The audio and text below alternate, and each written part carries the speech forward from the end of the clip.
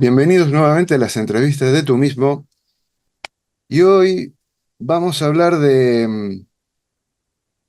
con esta introducción, mira, te voy a decir estas palabras, a ver qué te resuena.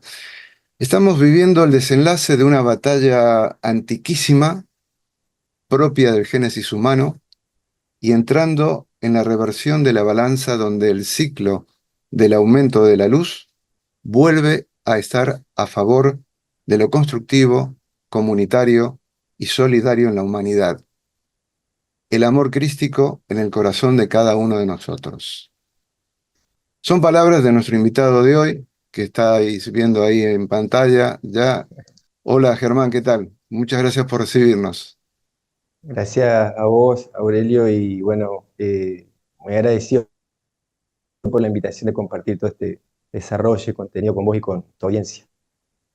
Bien, le vamos a decir a los amigos que es una charla entre argentinos, uno en Paraná, República Argentina, y el servidor en Valencia, España.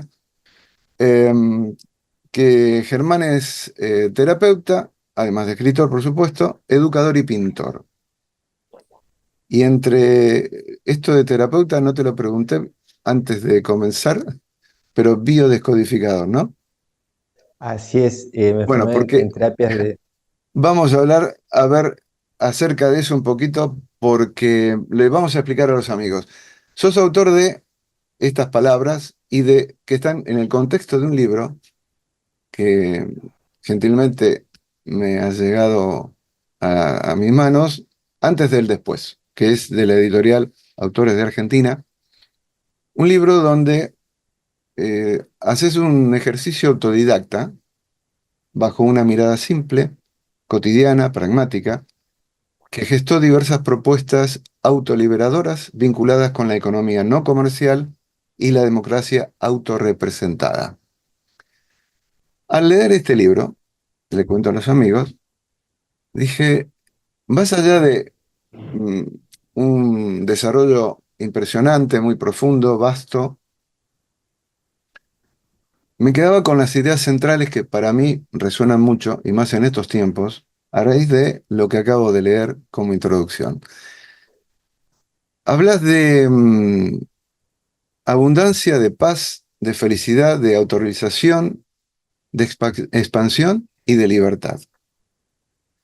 Obviamente esto hoy en día, a nivel colectivo y muchos a nivel personal, dirían, a ver, abundancia, paz, si vemos el patio como anda.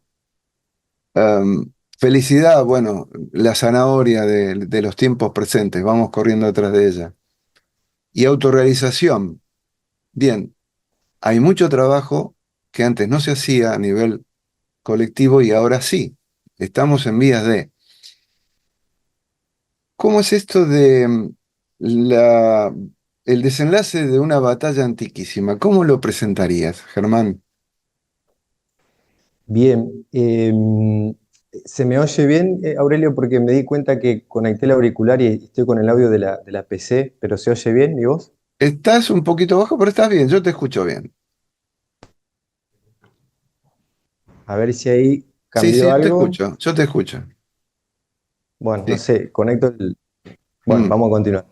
Em,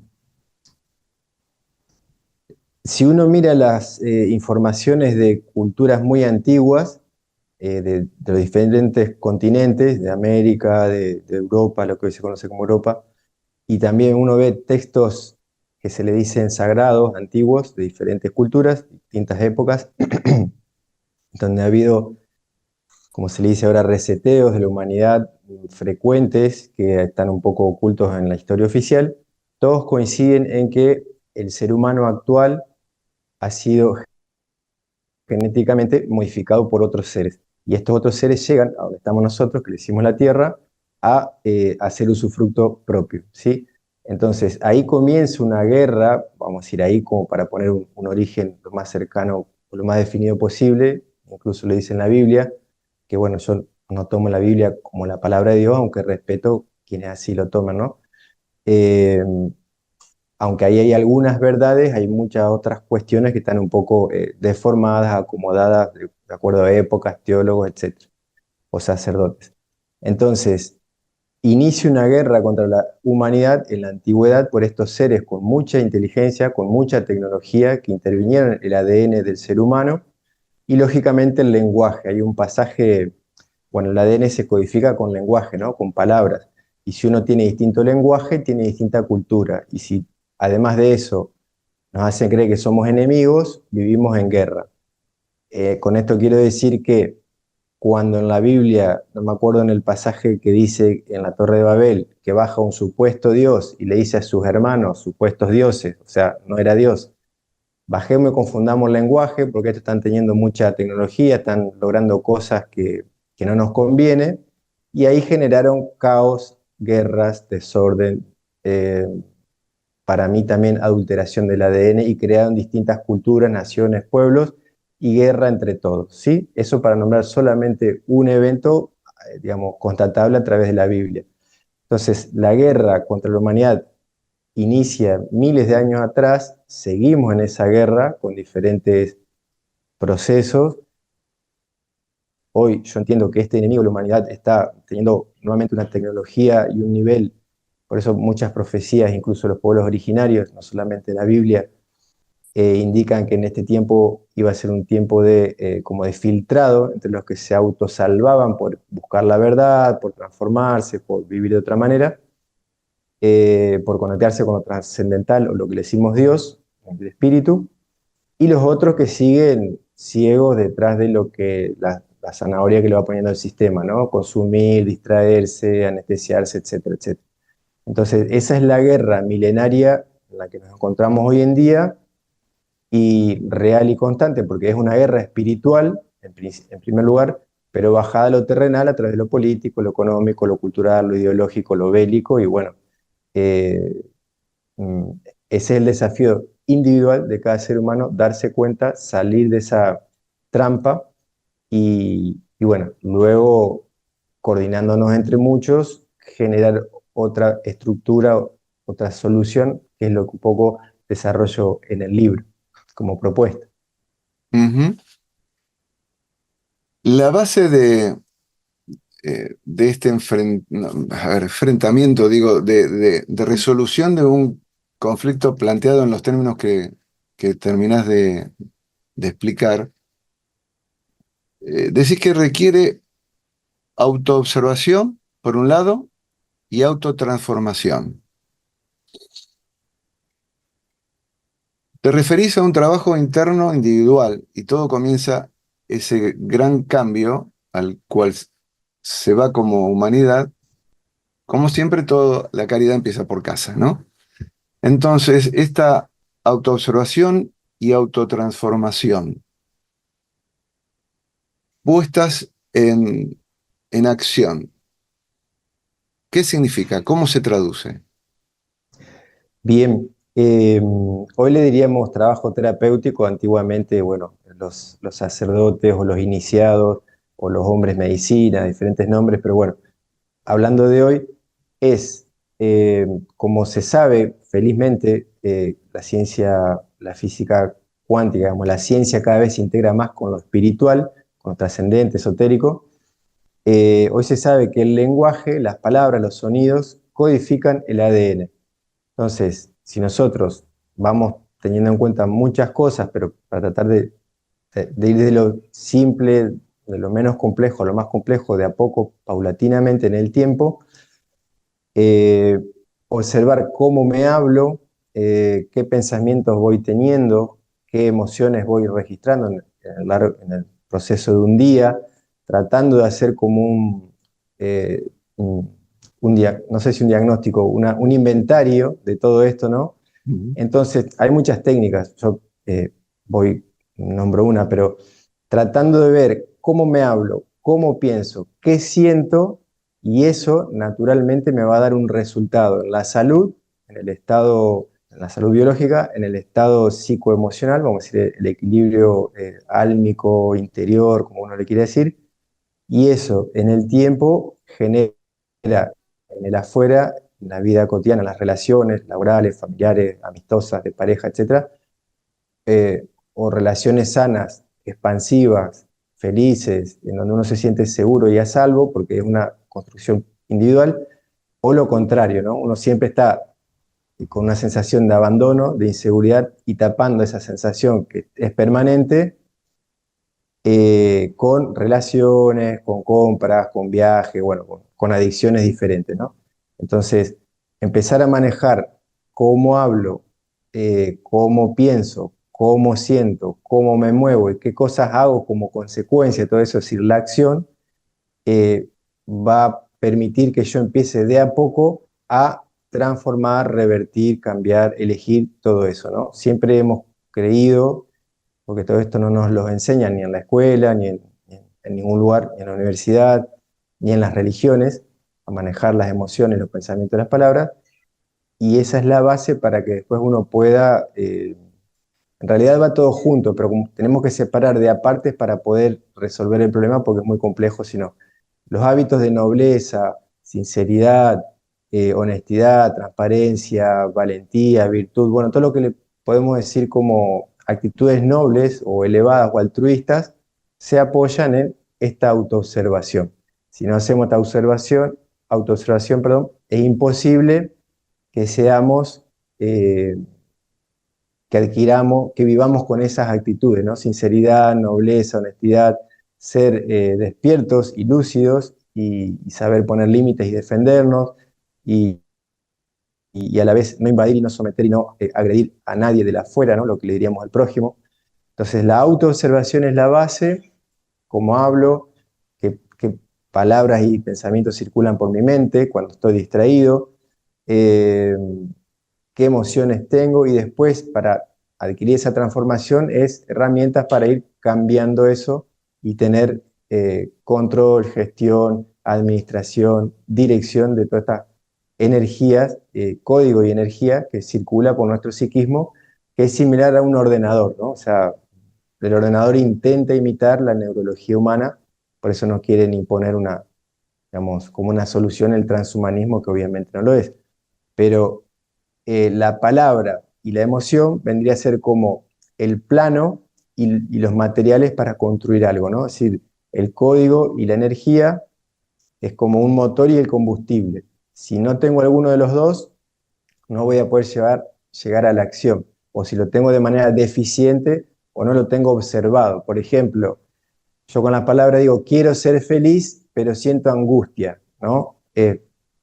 Y si no puedo de a poco ir entendiendo cómo revierto, entendiendo dónde me viene y qué cosas puedo hacer para cambiar eso, va a ser muy difícil poder llegar a sentir paz, tranquilidad, eh, cosas mínimamente una satisfacción simple, cotidiana, común, básica, este, que es una construcción. No sucede porque vienen cosas de afuera, sino que es algo que tengo que aprender a construir en mí, más allá de las cosas que vengan de afuera.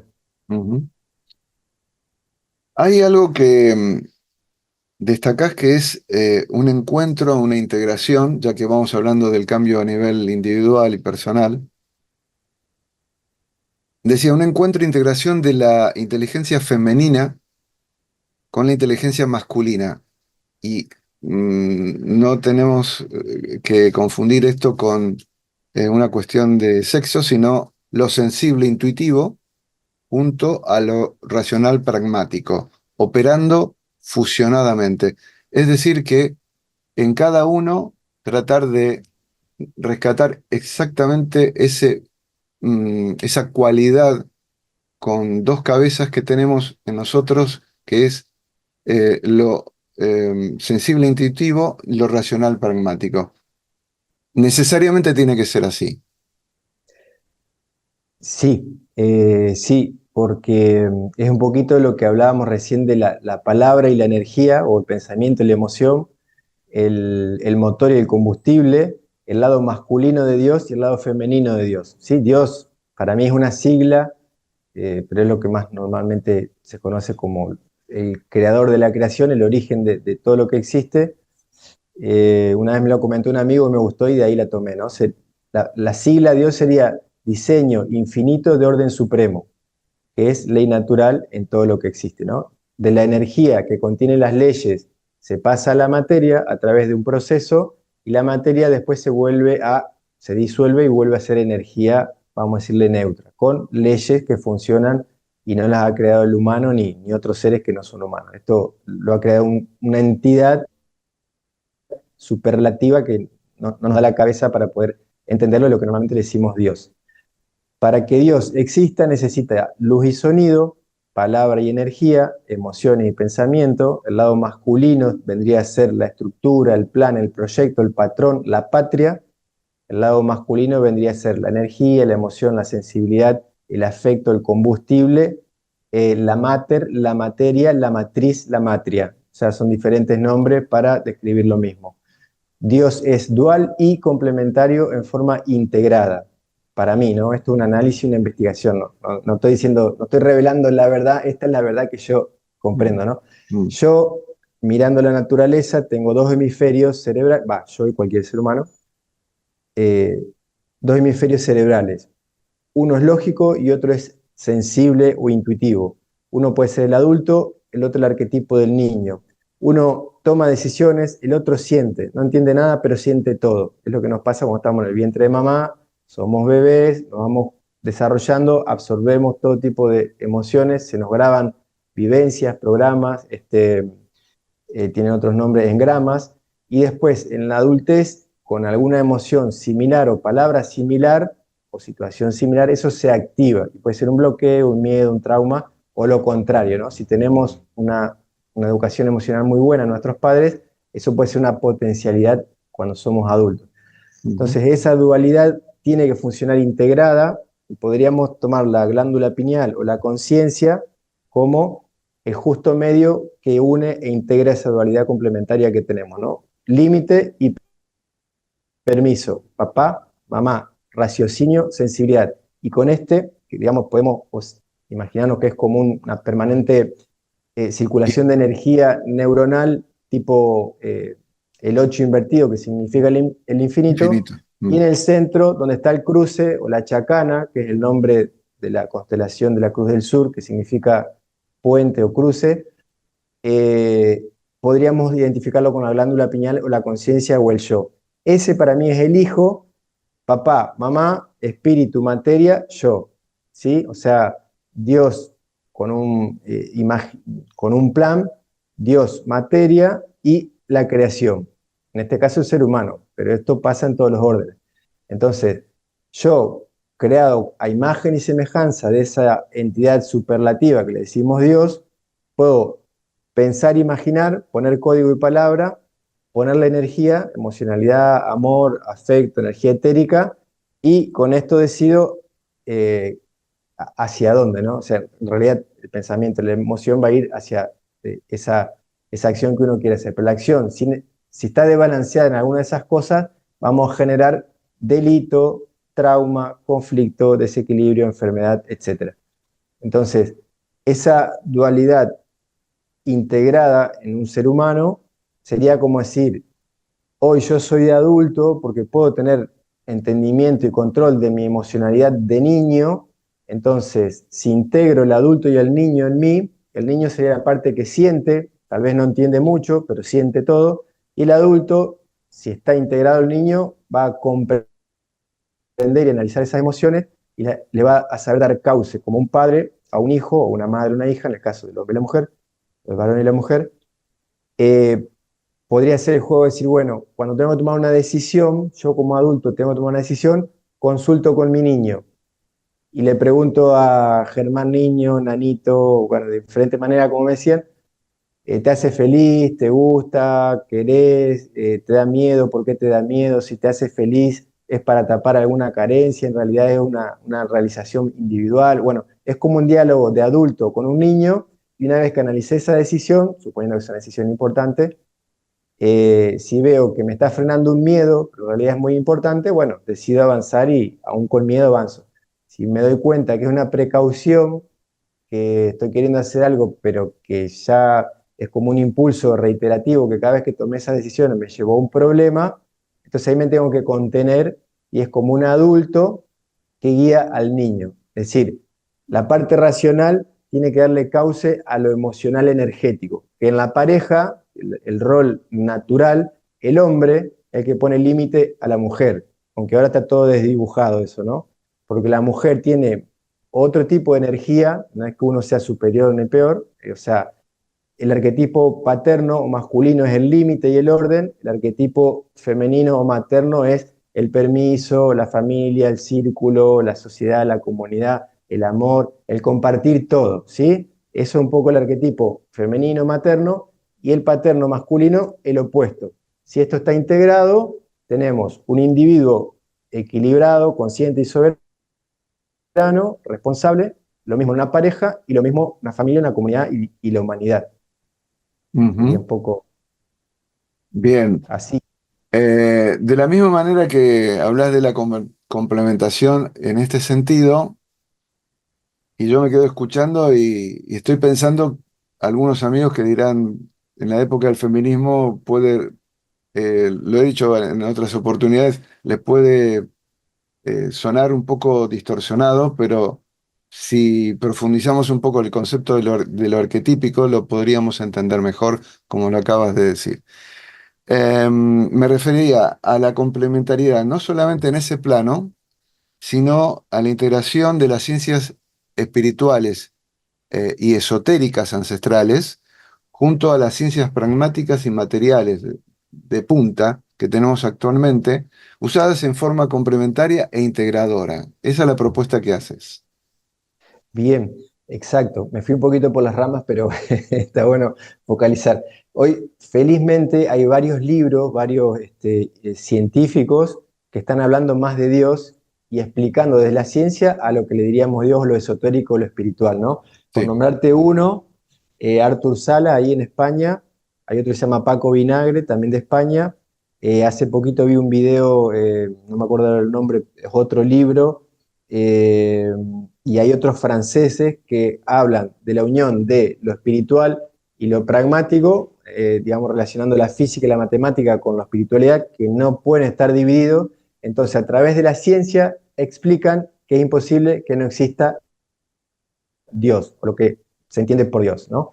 Entonces, la física cuántica con ecuaciones matemáticas y descripciones físicas, las partículas brownianas que le llaman, que eso lo explican mejor que yo, ¿no? Yo me compré el libro, todavía no lo he podido indagar como quería por una cuestión de tiempo. Explica Artur Salas que se sabe, ahora se está recuperando ese conocimiento porque es muy antiguo, pero ellos lo están trayendo de vuelta al presente, que de una materia hasta incluso inorgánica, porque podríamos pensarlo de una materia orgánica, no sé, una hoja en descomposición, pero también del sílice, que lo tenemos como materia inorgánica, no sé, el vidrio, un granito de arena en la playa, se desprenden partículas como de luz, ¿sí? A eso le llaman brownianas porque las identifica, las descubre un tal Brown, de apellido Brown. Entonces le dicen partículas brownianas, que toda materia orgánica o inorgánica deja de ser materia y vuelve a ser energía, ¿sí? Eso es un ejemplo sencillito, que invito a que investigue mejor porque lo explico de una manera muy, muy simple, pero para que se entienda.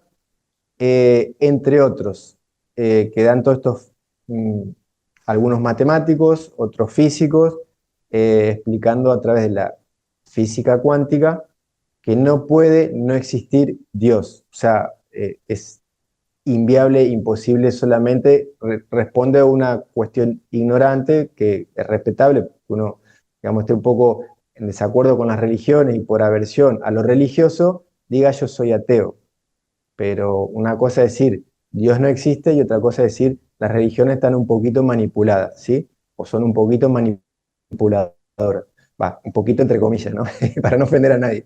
Pero eh, la ciencia hoy se acerca a Dios, lo describe, lo constata y con eso tenemos, digamos, si pudiéramos como englobar el hecho de que alguien dijo alguna vez, conoce la verdad y la verdad te va a hacer libre. Si no tendría que haber dicho, no creo que se haya equivocado ese alguien, ¿no? Porque tiene lógica. Si no tendría que haber dicho, conoce la religión, que la religión te va a hacer libre. Y no dijo eso. Y es cierto lo que él dijo, conoce la verdad y la verdad te hará libre. La verdad es científica, es ley natural, es matemática, es física. A Dios se lo Hay que entenderlo para poder vivir de una manera subordinada a Dios, que es el amor, la sabiduría, las actitudes nobles, etc. Pero como decíamos hoy, si yo no entiendo que por la palabra, por los actos, construyo mi realidad y mis relaciones, es, es muy difícil que pueda hacerme responsable de mis actos y ser un ser soberano como a Dios le gustaría que sea, un ser responsable de mi felicidad, de mi abundancia, de ayudar al prójimo, de recibir ayuda del prójimo, porque tenemos que integrar y compartir. No puede alguien vivir de manera independiente y autónoma siempre en todo. Eso es una ficción, ¿no? Que es un poco lo que se promueve ahora, que haciendo lo que uno quiera, siendo libre, uno puede ser feliz y realizarse. Eso, no sé si con eso lo explico o me fui otra vez por las ramas, Aurelio. No, no, Pero estoy siguiendo, vamos, haciendo trabajo de cirujano, porque cuando hablas de ciencia y tecnología, introducís un factor que dice que solo será viable si el amor es tomado como todo esto que estás diciendo, de la integración, etcétera, etcétera, si el amor es tomado como el referente central de la ciencia y la tecnología, y estamos a años luz, creo, en apariencia de ese momento, y hablas de cualidades bipolares de la energía e inteligencia, como la definís vos, que es el amor. ¿Me podés explicar un poquito esto? claro, es un poquito lo que te decía antes, pero a lo mejor, tal vez dicho de otra manera, se entienda mejor. Definir el amor es complejo. Sí, podemos empezar diciendo que el amor no es del humano, el humano no inventó el amor, el humano no genera el amor, el humano sencillamente lo recibe, lo experimenta y lo expande, o no. Uno no replica el amor, se bloquea y genera cosas opuestas al amor, ¿no? Violencia, daño, etc. El amor le podríamos decir que es Dios o parte de Dios, parte de la creación de Dios. Dios sin el amor no existe. El amor contiene leyes naturales y la sabiduría contiene amor. O sea, volvemos a lo mismo. ¿Qué está ante el huevo o la gallina? ¿La inteligencia o la sensibilidad? Para mí las dos juntas, si no, no existe la vida. O sea, luz y sonido, ¿qué está antes? Los dos juntos, si no, no es viable. No se produce la manifestación si no es a través de una dualidad complementaria. Entonces el amor tiene leyes, por lo tanto lógica, por lo tanto inteligencia, por lo tanto plan, suceso, escala, niveles, secuencia. El amor tiene eso. Y a la inversa, si uno analiza todo eso, que sería más lógico y racional, y no le pone sensibilidad, qué siente el otro si yo hago esto, qué siento yo si hago esto, eh, nos volvemos psicópatas, ¿no? O sea, lo que hoy se hace con la ciencia, en nombre de la ciencia o en nombre de la paz, mm, podríamos estar ahora describiendo el uso de la tecnología sin amor, ¿no? Solamente para nombrar al enemigo de la humanidad que hace uso, que nombramos hoy al inicio de la humanidad, viene esta organización, esta inteligencia a someter al humano, es quien promueve la ciencia de una manera comercial, la espiritualidad de una manera comercial, el amor de una manera sexual comercial, o sea, todo vale en nombre de obtener poder y sometimiento. Y ahí no hay amor, ahí hay tecnología, racionalidad extrema, vamos a decir una lógica muy, muy aguda, entre comillas, inteligencia, porque para mí la inteligencia si no va con amor no hay inteligencia, es una lógica muy aguda, eh, y perjudicial.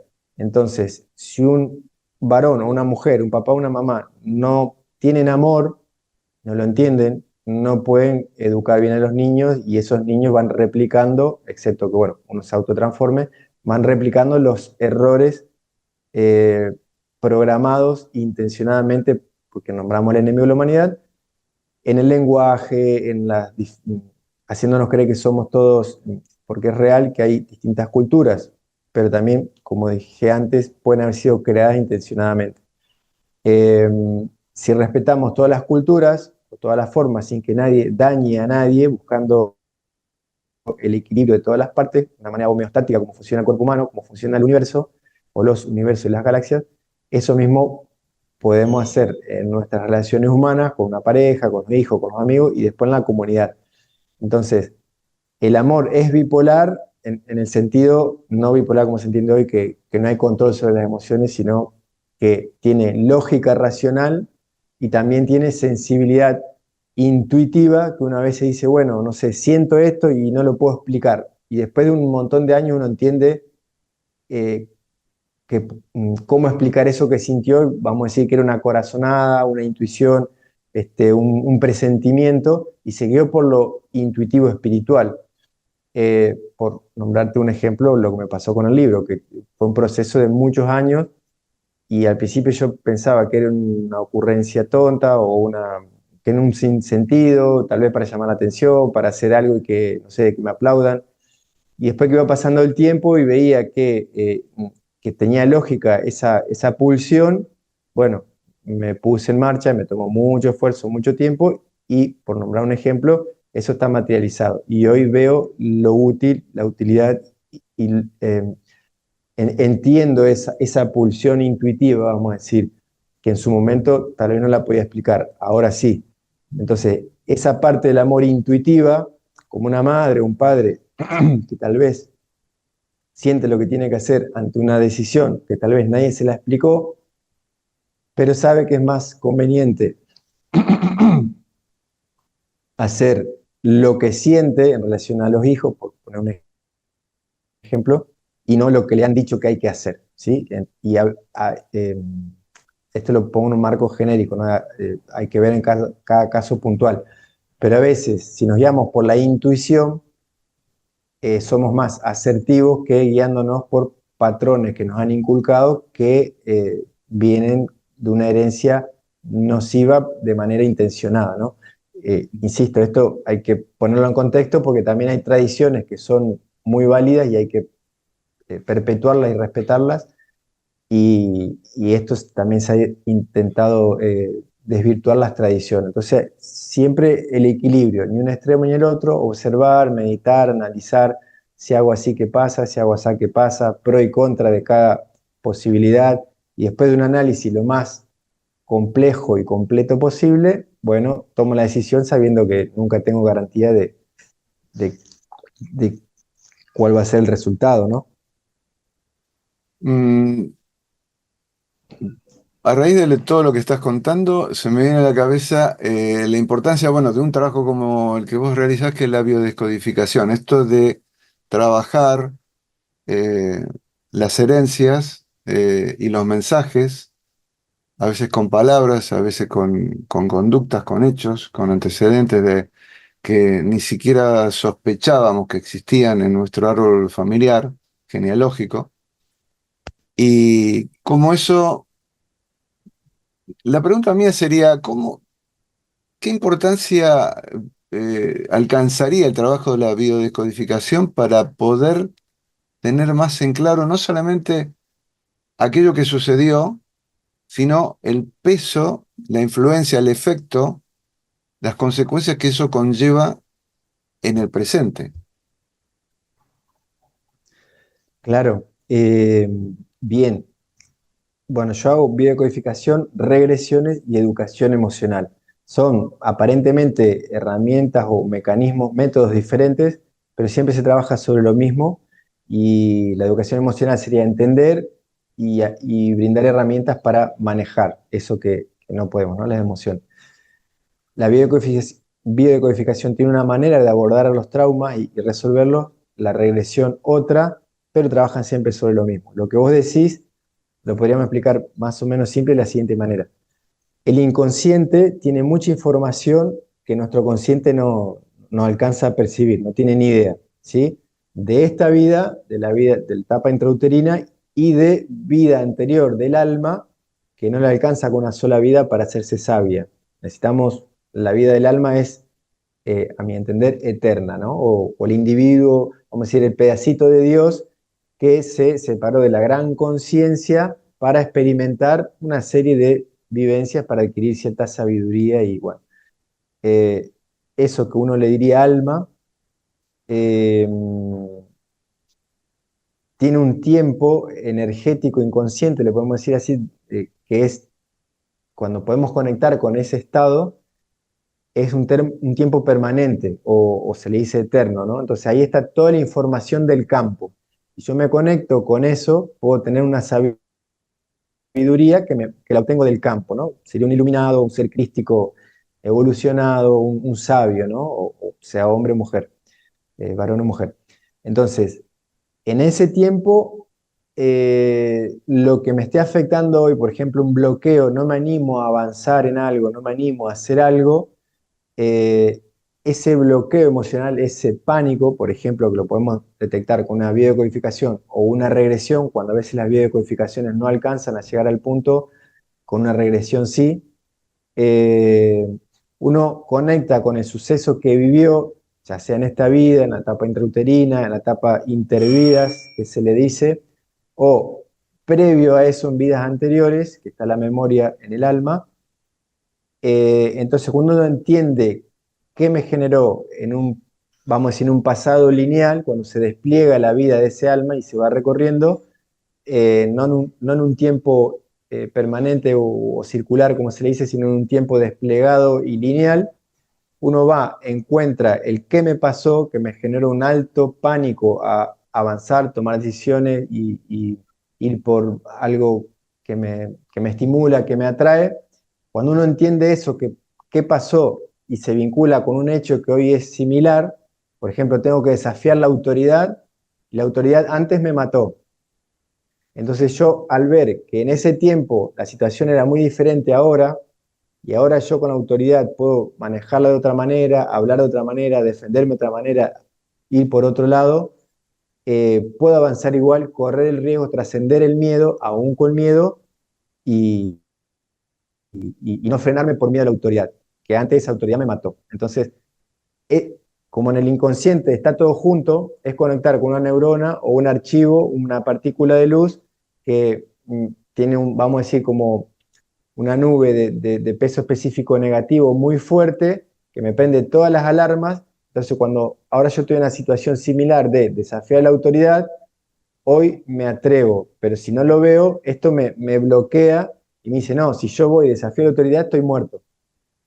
La autoridad puede ser papá, mamá, la pareja, la sociedad, el presidente, el juez. Bien. Podríamos continuar hablando de este tema que a mí personalmente me apasiona. Más que nada porque acá en España, no sé, en Argentina, hay una serie que se llama Mi Otra Yo, una serie turca, se ha hecho muy famosa, que da un poco una imagen un tanto novelesca del tema de la biodecodificación, pero bueno, es muy interesante como introducción para la gente que no conoce el tema, ¿no? Para los que ya saben, es un poco, digamos, le falta un poquito más de sustancia, pero no importa, sigamos, no es el tema. ¿Hay Perfecto. algo interesante? Sí, Permitime, sí. Aurelio, que haga un paréntesis acá, que no lo dije y es importante. En esa, discúlpame que tocan timbre, pero no voy a atender. En esa vivencia traumática, que puede ser en el pasado o en el presente, hay código, palabra y emoción, ¿sí? Y eso me lleva a una acción. En ese entonces, como me mataron, me queda todo eso encapsulado en ese tiempo-espacio, en esa información neurológica, en esa partícula de luz. Cuando en el presente lo puedo sacar con una terapia, videocodificación o regresiones, salen emociones y palabras, es decir, programas o mandatos. Por ejemplo, no puedo porque me matan, no, soy impotente porque no me puedo defender, no puedo preservar mi vida, soy nadie porque hablé y morí por mi palabra. En fin, eso cargado de una emocionalidad de pánico, de estrés, no puedo respirar, me están ahorcando, bueno. Eso es lo que siente uno en el presente cuando tendría que desafiar a la autoridad, ¿no? La misma sintomatología, como por afinidad a la situación presente, vamos a decirle entre comillas, que no lo puedo decir así, pero es como una neurona espejo que se espeja con otra, está viviendo algo similar y va a brotar un recuerdo cargado de emocionalidad y palabras, ¿no? Entonces, eso sería como la evolución del individuo de ir trascendiendo los traumas o bloqueos anteriores, ¿no? Entonces voy adquiriendo mayor expansión, mayor libertad, mayor confianza, y voy superando trabas propias.